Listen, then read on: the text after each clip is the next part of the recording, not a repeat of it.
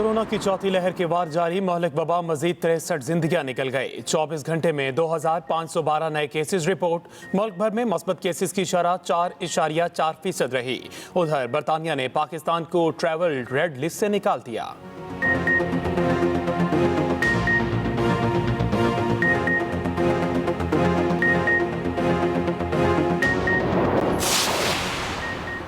अमरीका का काबुल में दाइश के अहम रहनुमा पर हमले का दावा झूठा निकला। अमरीकी सेंट्रल कमांड की तहकीकात के मुताबिक अमरीका ने 30 अगस्त को ड्रोन हमले में शहरियों की हलाकत की गलती तस्लीम कर ली। काबुल ड्रोन हमले में 7 बच्चों समेत 10 शहरी हलाक हुए थे। जनरल केंट मैकेंजी ने हमले को अफसोसनाक गलती करार दे दिया।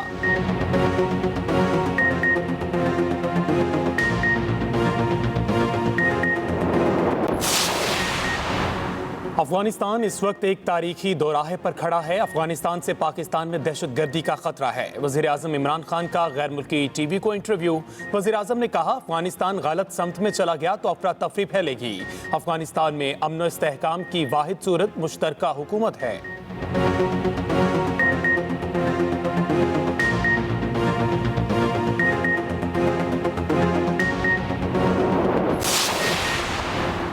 न्यूजीलैंड ने दौरा पाकिस्तान अचानक खत्म कर दिया। पहला शेड्यूल वनडे शुरू होने से चंद घंटे पहले एकतरफा तौर पर सीरीज मुलतवी करने का ऐलान किया। कीवी टीम ने सिक्योरिटी खदशात को जवाब बनाया। सिक्योरिटी हुकाम और पीसीबी ने कई घंटों तक मेहमान टीम को कायल करने की कोशिश की, मगर तमाम कोशिशें रायगां गई।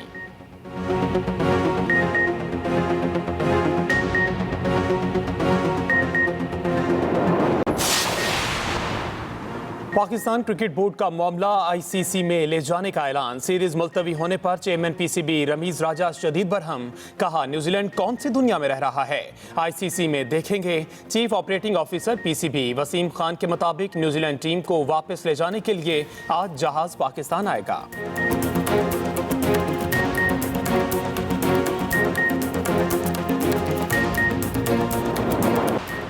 हम एक लचकदार कौम हैं और नौजवान हमारा असल असासा हैं। Army chief general Qamar Javed Bajwa का लाहौर में तलबा से खिताब।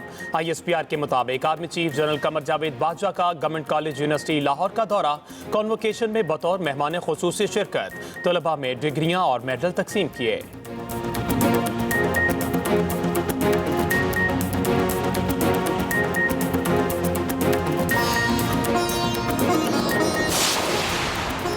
और अदाकार उमर शरीफ के इलाज के लिए अमेरिका जाने की तैयारियां मुकम्मल। एयर एम्बुलेंस आज कराची पहुंचेगी। तिब्बी अमले के अलावा फैमिली के 2 अफराद साथ जाएंगे।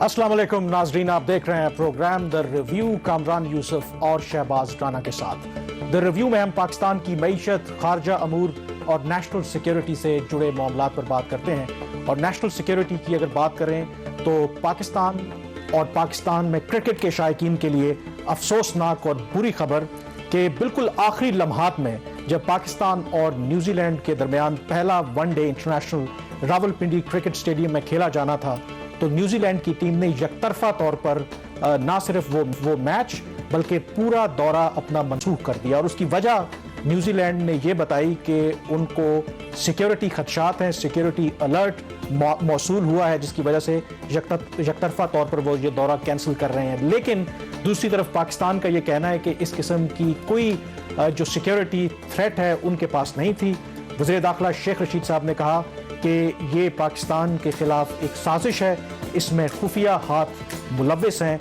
और सबसे बढ़कर जो चेयरमैन पीसीबी हैं उनकी तरफ से बहुत सख्त बयान आया। उन्होंने अपने एक ट्वीट में ये कहा कि उनकी ये समझ से बालातर है कि ये फैसला किस तरीके से लिया गया। और उन्होंने ये कहा कि उनको समझ नहीं आ रही कि न्यूजीलैंड किस दुनिया में रहते हैं और अब इस मामले को आईसीसी के सामने उठाया जाएगा। तो शहबाज, इसके अंदर जो सबसे अहम सवाल इस वक्त उठाया जा रहा है, क्योंकि हम ज़ाहिर है कि रावलपिंडी इस्लामाबाद में रहते हैं, 3-4 रोज़ में ये जहाँ पर जो रूट था रावलपिंडी क्रिकेट स्टेडियम का, मुझे खुद कई दफ़ा कई घंटों इंतज़ार करना पड़ा, क्योंकि वीवीआईपी जो एक हेड ऑफ स्टेट को सिक्योरिटी मुहैया की जाती है, वो सिक्योरिटी न्यूजीलैंड की क्रिकेट टीम को दी गई थी। और फिर उनका इस तरह जो दौरा मनसूख करना समझ से बालातर है। इसमें लोग जो सवाल उठा रहे हैं कि क्या वाकई ही ये सिक्योरिटी खदशात की वजह से हुआ है, या फिर یہ بہت بڑی انٹرنیشنل پالیٹکس کانسپیریسی ہے کہ پاکستان کو سزا دی جا رہی ہے کہ جو اوور آل کچھ جو ممالک ہیں پاکستان کے کردار کے حوالے سے، خاص کر کے جو افغانستان میں ہوا، اس سے خوش نہیں ہے. تو کچھ لوگوں کا تو یہ خیال ہے کہ یہ کانسپیریسی ہے. کامران، یہ جو واقعہ ہے یہ پاکستان کے گلوبل امیج کے لیے بالکل ٹھیک نہیں ہے، اور اس کے ساتھ ساتھ ہی جو نیوزی لینڈ کا گلوبل امیج ہے اس کے لیے بھی بالکل ٹھیک نہیں ہے. پاکستان کے اندر نیوزی لینڈ کا جو امیج تھا وہ بڑا پازیٹیو بنا تھا. آپ کو یاد ہوگا جب مسلمانوں پہ اٹیک ہوا تھا نیوزی لینڈ میں، تو ان کی وزیر اعظم نے جس طرح اس کے اوپر رسپانس دیا تھا تو ان کا بہت گلوبل امیج بہتر ہوا تھا. تو ایک انتہائی انفارچونیٹ واقعہ ہے. لیکن اس کے ساتھ ہی جو دوسری بری خبر ہے وہ یہ ہے کہ وزیر داخلہ شیخ رشید صاحب نے کہا کہ ہو سکتا ہے انگلینڈ کی ٹیم بھی اسی طرح کا کوئی فیصلہ کرے. اس پہ مجھے ایک چیز ایڈ یہ کرنی ہے کہ انہوں نے کہا کہ اس میں خفیہ ہاتھ شامل، ہم اس کو بے نقاب نہیں کر سکتے. اس طرح کی باتوں پہ کوئی یقین نہیں کرے گا. اگر واقعی پاکستان کے پاس کریڈیبل انفارمیشن ہے کہ یہ جو دورہ کینسل ہوا اس کے پیچھے کسی بین الاقوامی کوئی سازش ہے، کسی خطے کے ملک نے کوئی ایسا کوئی کام کیا، تو اس کا نام سامنے لے کے آئیں. یہ اس طرح کے واقعات سے یہ کام آگے نہیں بڑھے. بالکل آپ صحیح کہہ رہے ہیں. اور میں تھوڑا سا ریکال بھی کروں کہ آج سے ٹھیک 2 سال پہلے جب سری لنکا کی ٹیم نے پاکستان کا دورہ کرنا تھا، عین اس وقت کہ جب وہ پاکستان روانہ ہونے لگے، تو ایک سیکیورٹی تھریٹ الرٹ موصول ہوا سری لنکا کے پرائم منسٹر آفس کو کہ آپ اپنی ٹیم کو وہاں پہ نہ بھیجیں، آپ کی ٹیم پر حملہ ہو سکتا ہے. لیکن پاکستان نے وہ اسیس کی، وہ سیکیورٹی ایک ہوکس تھی، کوئی سیکیورٹی تھریٹ نہیں تھا، اور سری لنکا کی ٹیم پاکستان کے دورے پر آئی. اور وہ جو سیکیورٹی نہیں، اور جو سیکیورٹی جو میں خبر آپ کو بتانے لگا ہوں کہ جو سیکیورٹی تھریٹ آپ کو پتا ہے کہاں سے آئی تھی؟ وہ آئی تھی انڈیا سے. انڈیا نے ایک مراسلہ بھیجا سری لنکا کی حکومت کو کہ آپ کی ٹیم پر حملہ ہو سکتا ہے. بعد میں پتا چلا کہ وہ ایک ہوکس تھا. تو لیٹس ہوپ کہ جو ہڈن ہینڈز کی بات ہو رہی ہے، میں بالکل آپ سے اگری کرتا ہوں. میں اگری کرتا ہوں کہ اگر کوئی بھی ملک ہے تو بے شک آپ کا دوست ملک ہی کیوں نہ ہو بظاہر، تو آپ کو پبلکلی ان کا نام لینا چاہیے اور پاکستان کو ایک اسٹریٹجی کے ساتھ اس کو میرے خیال میں اٹھانا چاہیے ہر فورم پہ. اب یہ تو ہو گیا. اب ذرا بڑھتے ہیں جو خبر ہم جو ڈسکس کرنے جا رہے ہیں، اور وہ ہے کہ کل ہی جو صدارتی آرڈیننس ایک جاری ہوا ہے. اور یہ صدارتی آرڈیننس کیا ہے؟ اب شہباز، ظاہر ہے کہ ایک عام الفاظ میں جو آپ ٹیکس ریٹرنز بھرتے ہیں، جو آپ کی ٹیکس کی تفصیلات ہیں، وہ انڈر لا اس صدارتی آرڈیننس سے پہلے پروٹیکٹڈ تھیں. اس کا اختیار صرف جو مجاز لوگ ہیں ایف بی آر کے اندر، صرف ان کو ہی رسائی تھی. اب یہ جو صدارتی آرڈیننس آیا ہے، آپ نے خبر کی ہے، اب تو نیب اور نادرا جو ہمارا اور جو سب کا ڈیٹا ہے اس تک رسائی حاصل کر سکتے ہیں. خبر ہے کیا اور یہ سٹیپ کیوں لیا؟ جی ناظرین، خبر یہ ہے کہ صدر عارف علوی نے کل جو آرڈیننس جاری کیا ہے اس کے تحت جو ٹیکس پیئرز کا ڈیٹا ہے وہ اب نیب اور نادرا کو ملے گا. جو ہمارے انکم ٹیکس کا جو قانون ہے اس کے اندر شک تھی 198، اس کو ڈیلیٹ کر دیا گیا ہے. یہ جو شک تھی یہ بہت بڑی رکاوٹ تھی کسی بھی اور ادارے کو وہ ڈیٹا دینے کی، تو اس سیکشن کو حکومت پاکستان نے ایک صدارتی آرڈیننس کے تحت ڈیلیٹ کر دیا ہے. یہ ڈیمانڈ جو تھی ہم نے آپ کو دا ریویو کے پلیٹ فارم سے بتایا تھا کہ نیب کی طرف سے اس سال جون میں آئی تھی اور بجٹ میں کرنے کی کوشش کی گئی تھی، نہیں کامیاب ہو سکے. نیب ڈیٹا اس لیے مانگ رہا ہے کہ اس کا یہ خیال ہے کہ جو سیاستدان ہیں، بیوروکریٹس ہیں، دوسرے سول سرونٹس ہیں، پبلک آفس ہولڈرز ہیں، ان کے خیال میں وہ یہ جو ان کو ایک کانفیڈینشیلٹی کی ایک پروویژن ملی تھی اس کے پیچھے چھپتے تھے. تو ناظرین، یہ جو سیکشن 198 ہے اس کو ڈیلیٹ کر دیا گیا ہے. نہ صرف یہ ڈیلیٹ فوری کیا گیا بلکہ اس کا جو اطلاق ہوگا وہ 2001 سے ہوگا. اس کے ساتھ ہی ناظرین، نادرا کو بھی یہ ڈیٹا تک رسائی مل گئی ہے. اس کے اوپر بھی کافی عرصہ سے کام ہو رہا تھا. نادرا کو اس کے اوپر حکومت پاکستان نے رسائی دے دی ہے. اس آرڈیننس کے اندر کامران کچھ اور چیزیں بھی ہیں.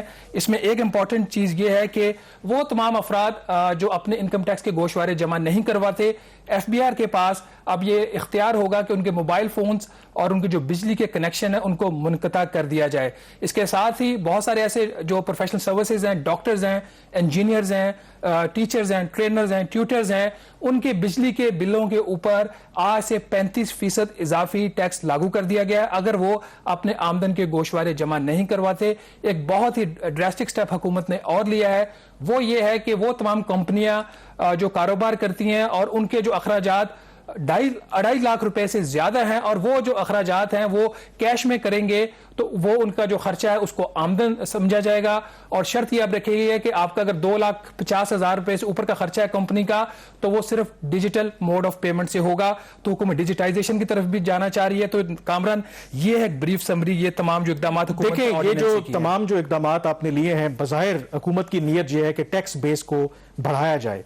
तो अब इसकी इंप्लीकेशंस क्या है? नैब किस तरीके से टैक्स बेस बढ़ाने में मदद कर सकता है? क्योंकि जो चेयरमैन FBR हैं उन्होंने तो यही कहा है कि इस सारी एक्सरसाइज का, इस सारी ऑर्डिनेंस का पर्पस ये है कि हमने अपने रेवेन्यू में इजाफा करना है। तो नैब यहां पे कहां स्टैंड करता है? वो किस तरीके से रेवेन्यू में इजाफे का अगर आप वो ऑर्डिनेंस पढ़ें तो पूरे ऑर्डिनेंस के अंदर आपको नैब का लफ्ज इस्तेमाल हुआ नजर नहीं आता। ये एक टेक्निकल इन्होंने मुंह बड़ी क्लेवर की है। नाज़रीन, ये हमारे पास एक नैब का खत है जो उसने लिखा था मिनिस्ट्री ऑफ लॉ को 22 जून 2021 में। उस खत के अंदर नैब बता रहा है कि क्यों उसको डाटा तक रसाई चाहिए और उनका ख्याल है कि ये रसाई उन्होंने खुद लिखा कि 2001 से मिलनी चाहिए। और इस खत के अंदर लिखा हुआ है कि हमारे यहाँ जो सबसे बड़ी रुकावट है हमें वो सेक्शन 198 है। तो नैब की ये रुकावट दूर करने के लिए हुकूमत ने ये सेक्शन 198 हटा दिया। इसका मतलब क्या है कामरान? इसका मतलब ये है कि 198 में है क्या? 198 का जो सेक्शन है वो ये कहता है कि जो शख्स दफा 107 या दफा 216 इनकम टैक्स ऑर्डिनेंस की उसकी खिलाफ वर्जी में कोई भी तफसीलात जाहिर करता है और वो जुर्म साबित हो जाता है तो उसके ऊपर 5 लाख रुपए जुर्माना या 1 साल की से ज्यादा की सजा